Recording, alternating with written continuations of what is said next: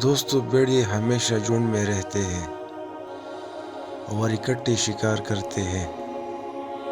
یہ اپنے شکار کو چاروں طرف سے گھیر لیتے ہیں۔ پہلے اسے باری باری زخمی کرتے ہیں۔ جب شکار تک جاتا ہے، گر جاتا ہے تو پھر وہ اس پر ٹوٹ پڑتے ہیں۔ ان کا جھنڈ ہی ان کی طاقت ہوتا ہے۔ لیکن کچھ بھیڑیے جھنڈ سے الگ ہو جاتے ہیں۔ وہ اکیلے رہنا، اکیلے شکار کرنا پسند کرتے ہیں۔ ان کی طاقت کسی سہارے میں نہیں، ان کی اندر ہوتی ہے۔ انہیں اپنی پہچان کی تلاش ہوتی ہے۔ وہ جانتے ہیں کہ بھیڑیے کے ساتھ چلنا آسان ہوتا ہے، کیونکہ بھیڑ آپ کو سہارا تو دیتی ہے، لیکن وہ آپ کی پہچان چھین لیتی ہے۔ اس بھیڑیے کو اپنی پہچان کی تلاش ہوتی ہے، اس لیے یہ جھنڈ سے الگ ہو جاتا ہے۔ اسے لون وولف کہتے ہیں۔ اکیلے رہنا بہت مشکل ہے۔ اسے اپنی زندگی کی جنگ خود ہی لڑنی پڑے گی، اپنی بھوک خود ہی مٹانی پڑے گی۔ اس کی جان کو خطرہ ہوگا، لیکن پھر بھی وہ ان خطرات کا سامنا کرتا ہے۔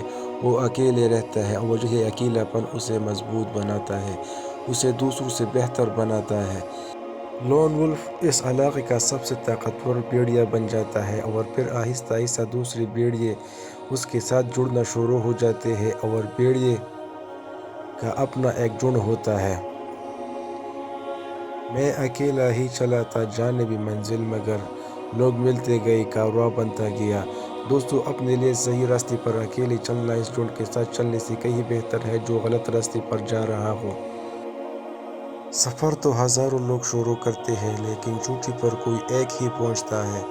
اکیلے چلنا کبھی بھی آسان نہیں ہوتا، لیکن اگر تم چلتے رہو گے اپنے راستے، اپنے مقصد اور ڈٹے رہو گے، اگر تم پیچھے نہیں ہٹو گے، ہار نہیں مانو گے، تو کامیابی کی ان بلندیوں پر جا پاؤ گے جو تمہیں کبھی بھیڑ کے ساتھ چل کر نہیں ملے گی۔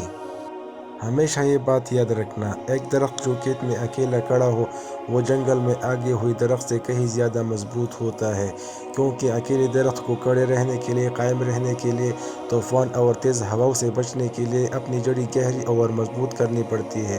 جب تم اکیلے رہنا، کسی سہارے کے بغیر چلنا سیکھ لیتے ہو، تو پھر تم کچھ بھی کر سکتے ہو۔